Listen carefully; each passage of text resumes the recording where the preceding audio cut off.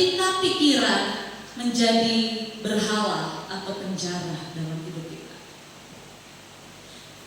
Ada satu hal yang diam-diam mencuri sukacita kita, Bapak Ibu. Bukan kemiskinan, bukan penderitaan, bukan sakit penyakit, tapi kadang yang mencuri sukacita adalah pikiran kita. Betul atau tidak, Bapak Ibu? Kita hidup di zaman yang tubuh kita ada dimanapun berada, tapi pikiran kita kemana-mana. Saat kita makan sama keluarga, kita makan bersama dengan keluarga, tapi pikiran kita mikirin cicilan, kita mikirin tagihan, kita mikirin hal-hal yang lain di luar dari apa yang kita sedang hadapi hari ini. Mungkin saya tidak sedang menghakimi, tapi mungkin tubuh kita sedang beribadah pada malam hari ini, tapi pikiran kita sedang membentuk suatu rapat panitia besar di dalam pikiran untuk bentuk kalau orang Batak bilang anon somonon somonon somonon tusong tusong tusong tusong.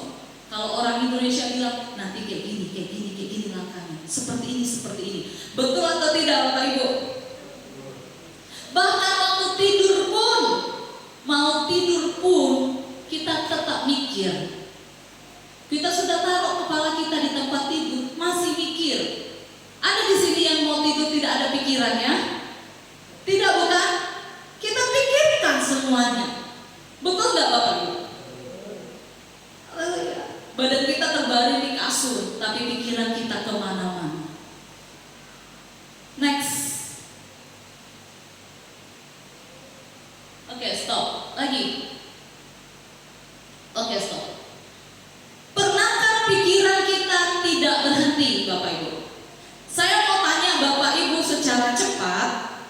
Saya mau tanya, dan saya mau jawaban yang cepat, tanpa direncanakan. Ya, kita santai tapi kita serius, Bapak Ibu. Saya mau nanya hari ini, nanti kalau waktunya cukup saya tanya satu persatu.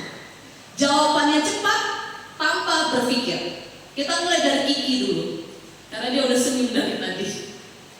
Kiki, apa yang sedang kau pikirkan hari ini? 1, 2, makan. Oh, sekarang dia mikir makan, Bapak Ibu. Tenang, masih ada kesempatan. Ibu Nadabda, apa yang sedang Ibu pikirkan hari ini?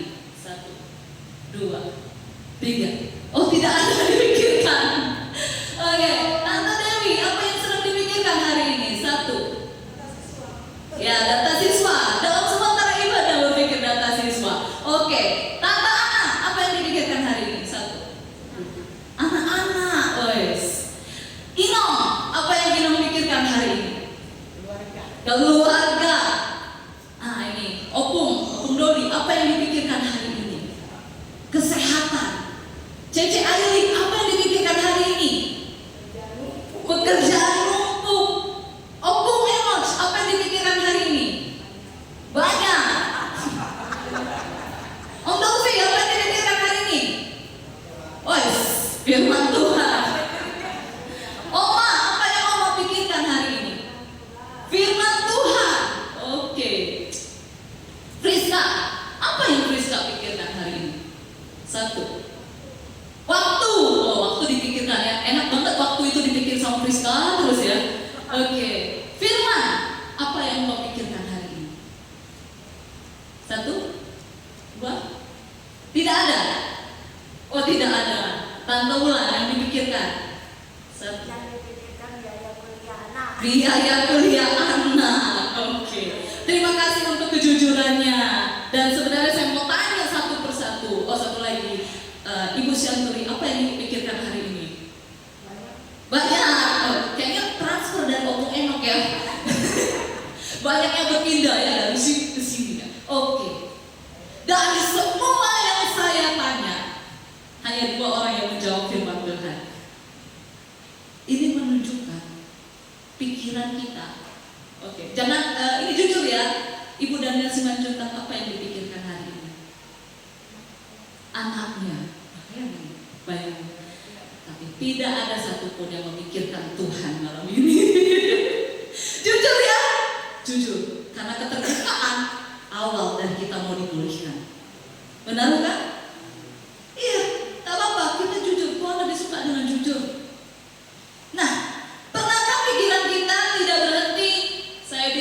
tidak pernah pikiran ini berhenti. Benar? Benar. Burung itu bisa lalu-lalang di atas kepala kita, benar gak?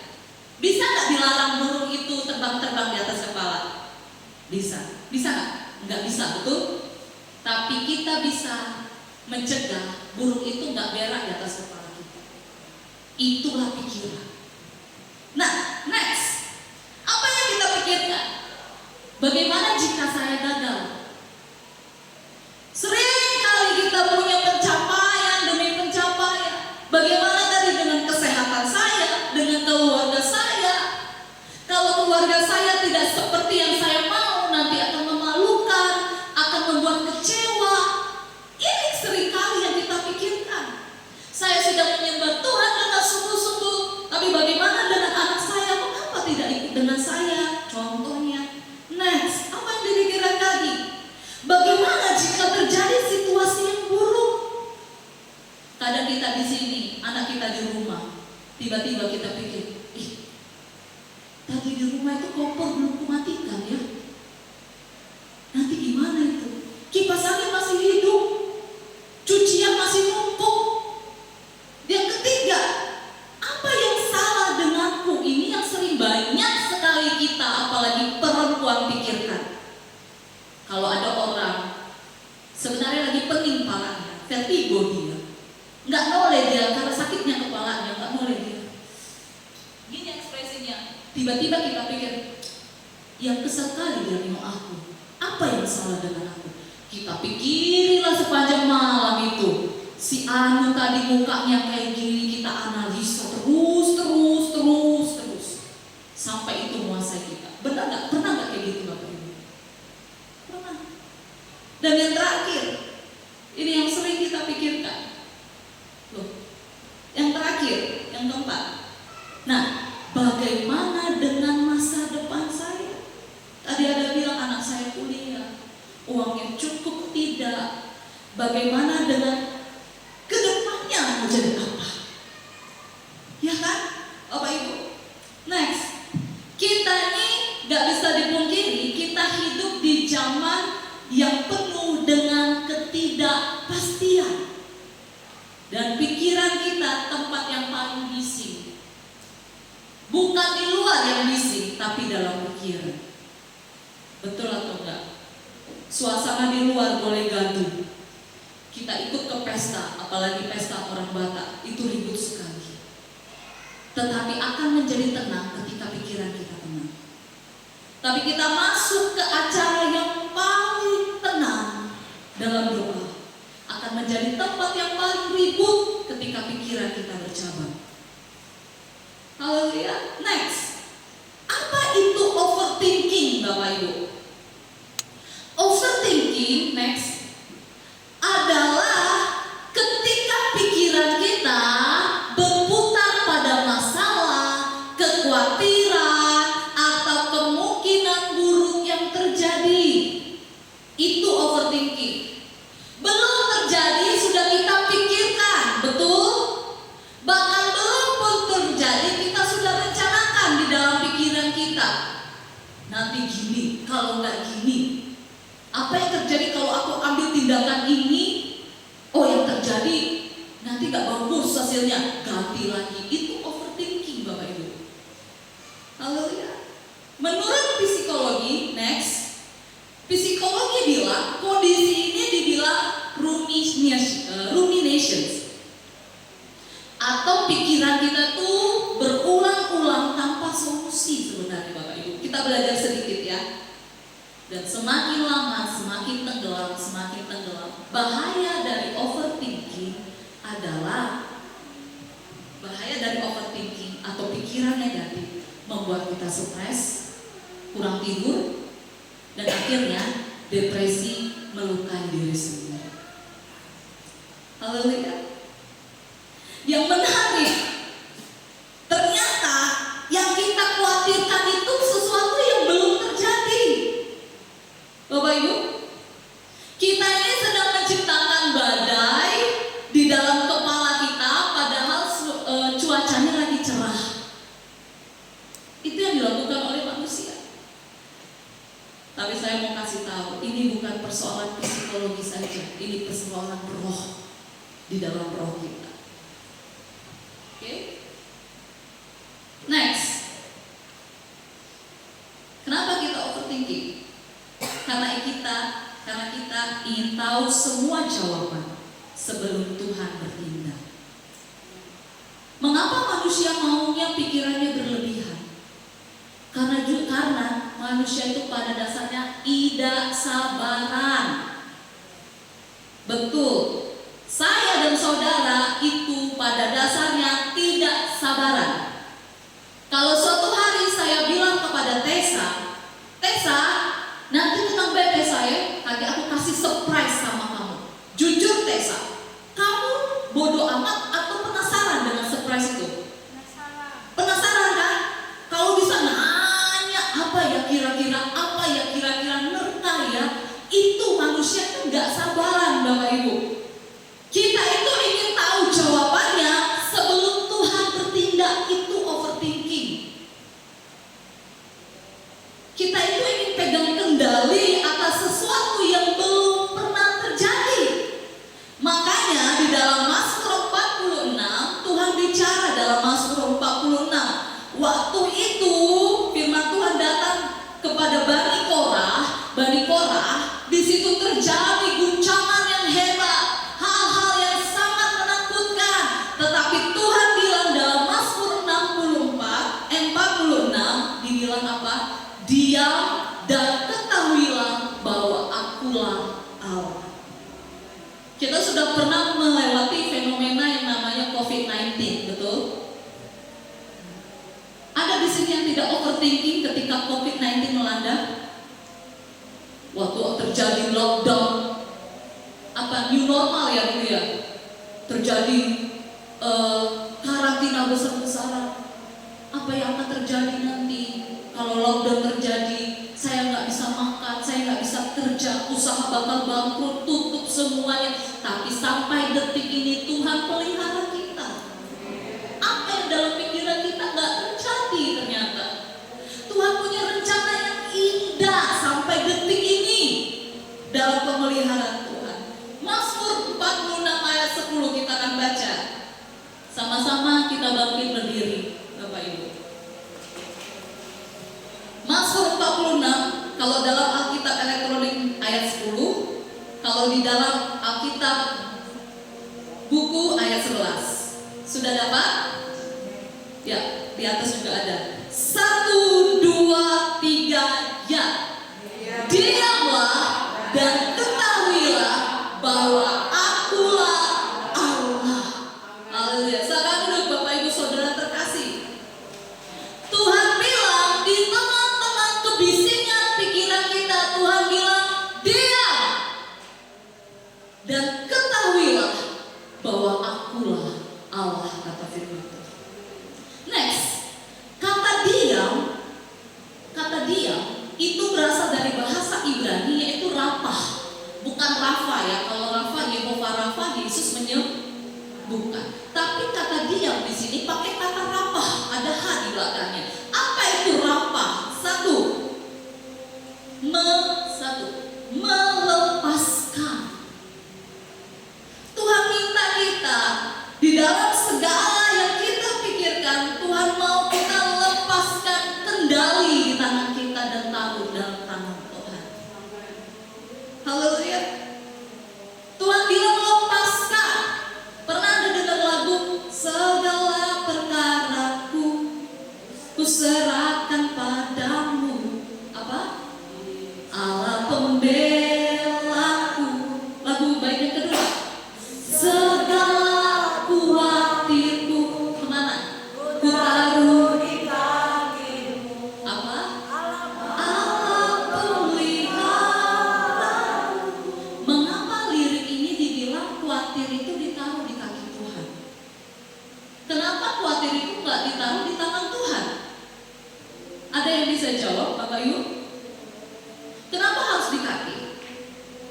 Karena khawatir itu nggak penting bagi Tuhan. Firman Tuhan bilang, kekhawatiranmu, overthinkingmu, segala yang kamu pikirkan yang belum terjadi itu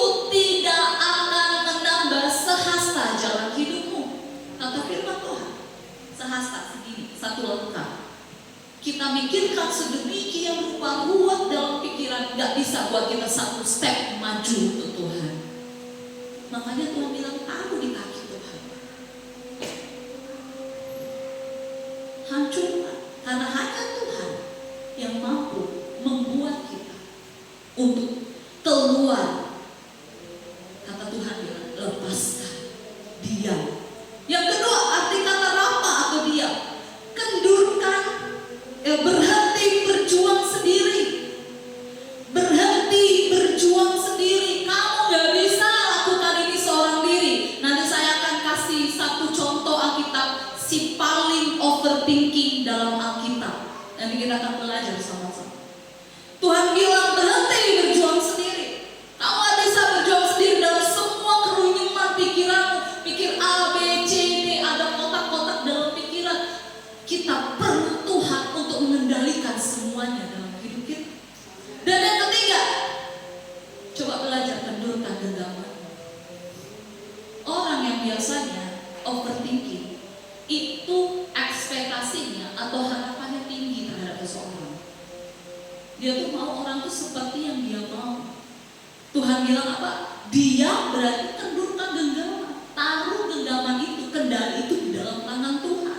Dan yang terakhir, percayakan kepada Tuhan. Ini yang sulit. Seberapa banyak kita sudah mempercayakan hidup kita? Kalau kita ngomong tentang mempercayakan hidup kita kepada Tuhan, itu gampang sekali kan? Tapi pada kenyataannya, seberapa sering kita ketika ditimpa oleh masalah, kita lebih cari dan percaya dengan pikiran kita sendiri daripada menunggu jawaban yang pasti dari Tuhan. Dan malam hari ini kita sama-sama, saya juga ditegur pada malam hari ini. Dengan kata lain Tuhan berkata seperti ini Bapak Ibu. Tuhan sebut nama kita masing-masing. Mari sebut nama masing-masing. Saya akan mulai, saya akan pandu. Mega, sebut nama masing-masing. Mega. Belum semua. Mega. Berhentilah memegang kendali, tapi beri itu untuk Tuhan. Berhenti pegang kendali. Kamu gak bisa kendalikan kesehatan. Kita gak bisa kendalikan masa depan kita, pekerjaan kita, keuangan kita, apapun itu gak bisa. Kita gak bisa kendalikan yang ada di luar. Kita juga gak bisa kendalikan di dari dalam sepenuhnya. Kita perlu Tuhan yang pegang kendali atas hidup kita, Bapak Ibu. Haleluya. Alkitab meminta kita percaya kepada pribadi yang sudah ada di masa depan. Percayakah Bapak Ibu kalau Tuhan kita sudah ada di masa depan? Bahkan sebelum dunia ini dijadikan, Dia sudah ada di masa depan. Dia sudah tahu di mana kita berada. Firman Tuhan berkata, Yesus sendiri berkata, Yesus bilang, "Nakku, kemana engkau berada? Kemana aku berada? Di situ kau berada," kata Tuhan. Itu masa depan kita. Dia sudah ada di sana, tinggal tunggu kita pada waktunya yang tepat. Haleluya. Haleluya. Overthinking, next.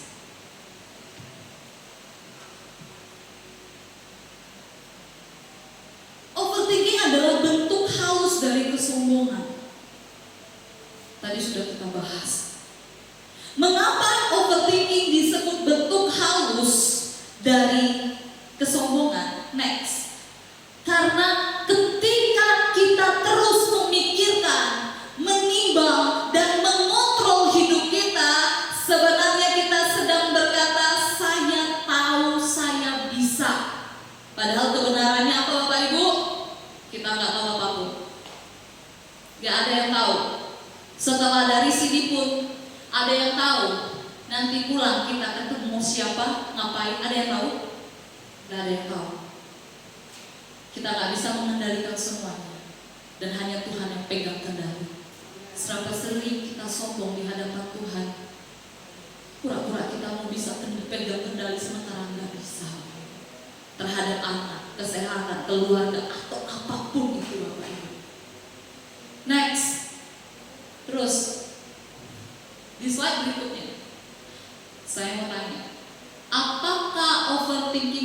dosa Bapak Ibu?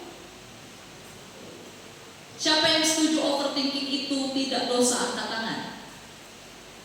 Siapa yang setuju overthinking itu dosa, angkat tangan. Next. Overthinking akan menjadi dosa bila ketakutan menggantikan iman dan kepercayaan kepada Tuhan. Engkau lebih percaya pada dirimu sendiri ketimbang Tuhan, itu dosa. Engkau lebih percaya dengan orang lain untuk menyelesaikan persoalanmu, itu dosa. Bapak Ibu. Mari Bapak Ibu kita berkenalan dengan seorang yang paling overthinking. Namanya Yakub. Pernah dengar kisah Yakub? Yakub orang yang pikirannya tidak pernah berhenti bekerja. Yakub sangat cerdas. Dia punya strategi. Ketika dia melawan Esau, tahu Bapak Ibu ya? Dia punya strategi yang hebat. Dia membuat rencana. Dia bekerja kepada Laban. Dia pulang, dia menghitung banyak kemungkinan, dan tidak pernah ada yang salah dalam perencanaan Yakub. Yang salah adalah ketika perencanaannya berubah menjadi sumber keselamatan. Semua terlihat sempurna di awal. Tapi Alkitab berkata dalam Kejadian 32, Bapak Ibu, kita buka dalam Kejadian pasal yang ke-32.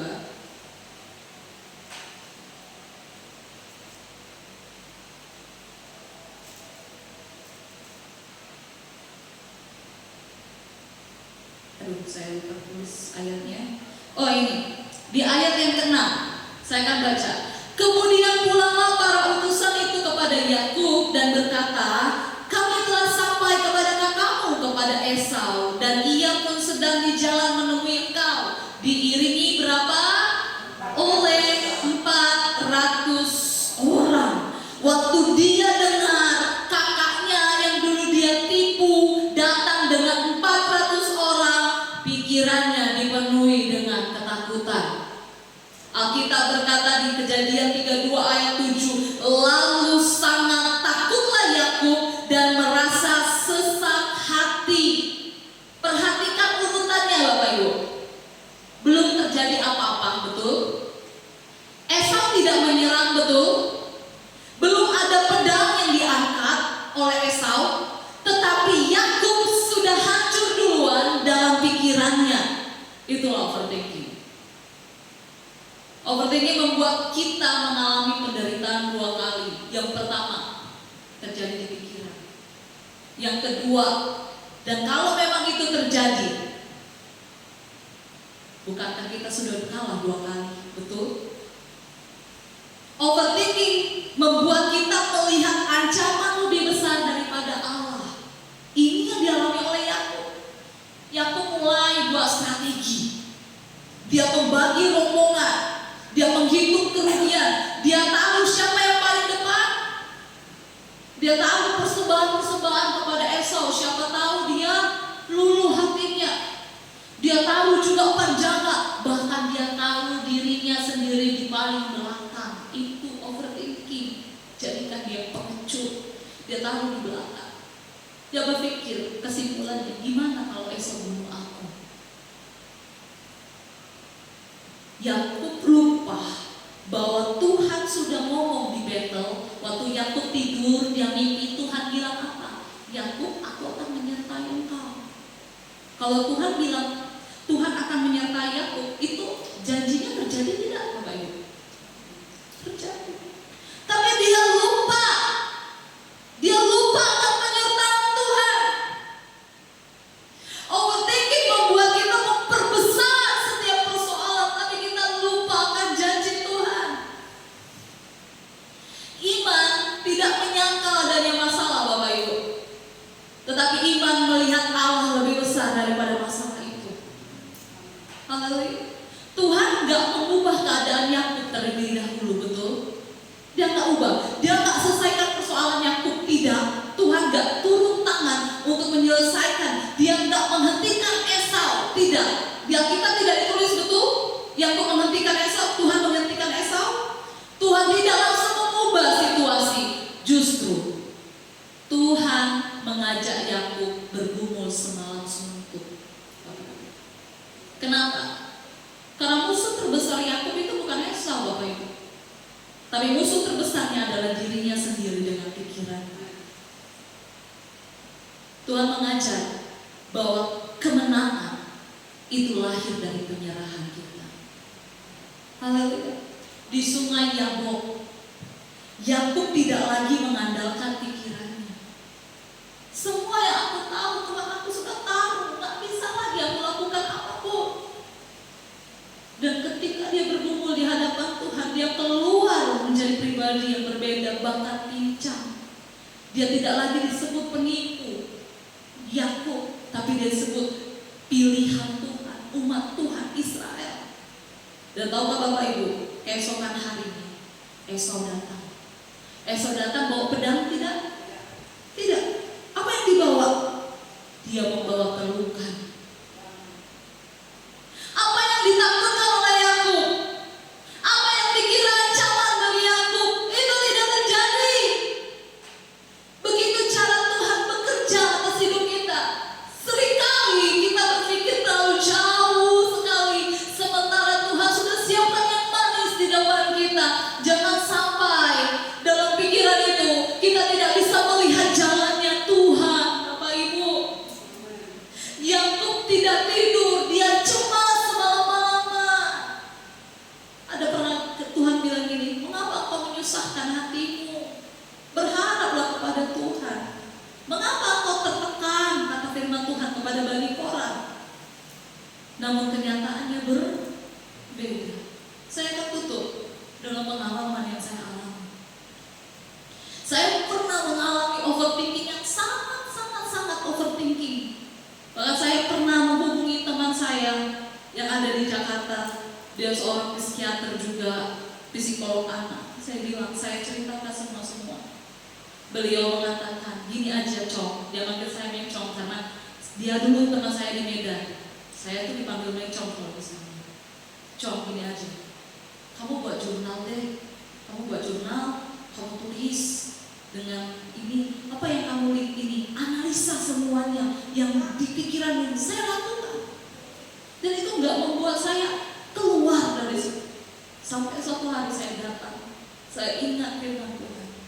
Saya ingat sama Yakub, dia bergumul sama Tuhan. Saya lupa siapa yang menyampaikan kebenaran firman ini ketika ibadah berjurahan. Saya bilang sama Tuhan, Tuhan, saya udah nggak mau lagi pikir, terlalu banyak yang saya pikirkan Tuhan, bahkan belum terjadi. Hari ini saya nggak mau lepaskan Engkau sama seperti Yakub. Pangkal paha Yakub terpelencet. Hari ini saya tidak melepaskan. Tolong saya, bebaskan saya. Karena pikiran itu mengikat, Bapak Ibu. Susah. Kita udah kita pikir hanya Tuhan yang bisa menolong. Dan malam hari ini, Bapak Ibu, engkau yang perlu ditolong oleh Tuhan. Semua khawatirmu, semua bebanmu, semua pergumulan, mari datang hari ini kepada Tuhan.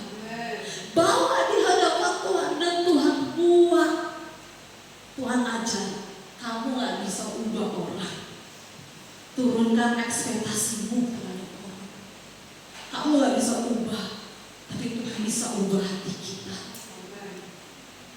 Lewat hati itu menjadikan kita pribadi yang semakin hari semakin diubahkan, semakin belajar untuk mengerti, semakin belajar di dalam kasih karunia Tuhan.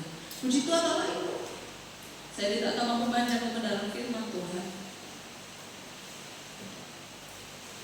Malam hari ini kita mau datang di hadapan Tuhan.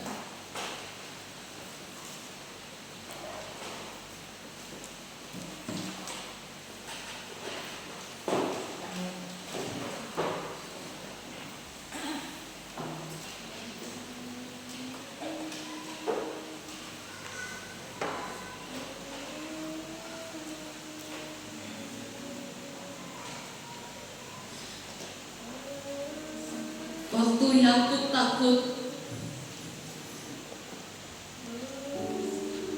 tahu apa yang harus dia lakukan. Pikirannya menghantui